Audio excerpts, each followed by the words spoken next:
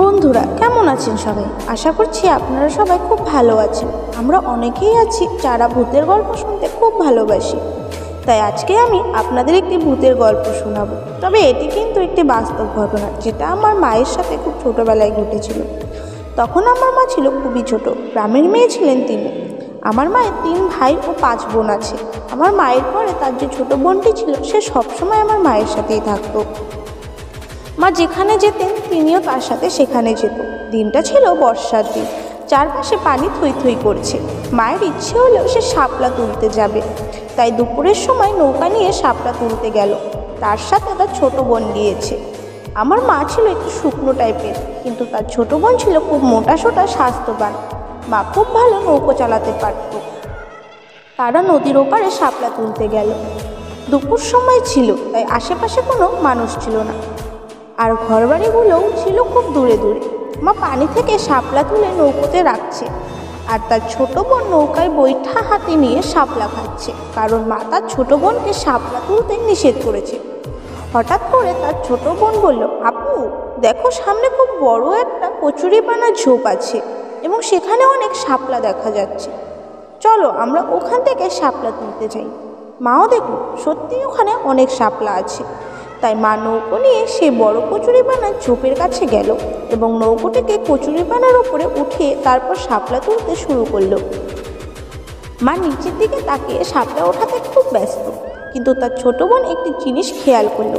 সে দেখতে পেল আমার মায়ের সামনের দিকে থেকে খুব বড় একটা ঢেউ আসতেছে, অথচ তখন কোনো বাতাস ছিল না।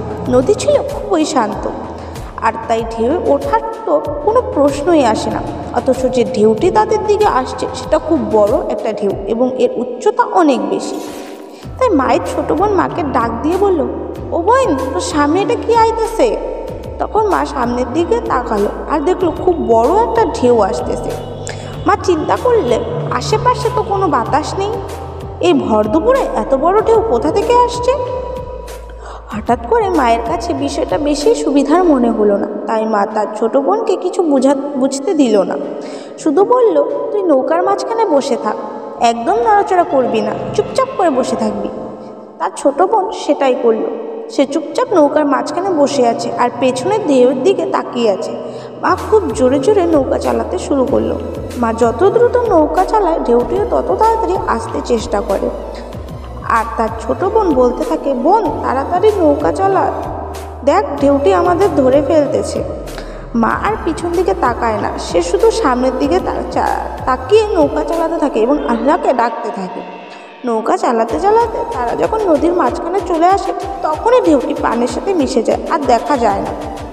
তখন মা একটু দীর্ঘ নিঃশ্বাস ছাড়ে এবং বৈঠা নৌকায় রেখে একটু বিশ্রাম করে নেন এবং মনে মনে চিন্তা করতে থাকেন, এটা কি ছিল। মায়ের ধারণা, তারা যে কচুরিপানার ওপরে নৌকা উঠিয়ে দিয়েছিল, সেখানে কিছু ছিল যে তাদের ওপর খুব বিরক্ত হন এবং তাদেরকে ধাওয়া করে।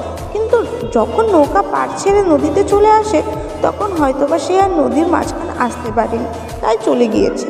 তারপর মা বাড়িতে চলে আসে এবং ঘটনাটি বাড়ির সবাইকে বলে। সবাই শুনে খুব ভয় পায় এবং আল্লাহর কাছে শুকরিয়া আদায় করে।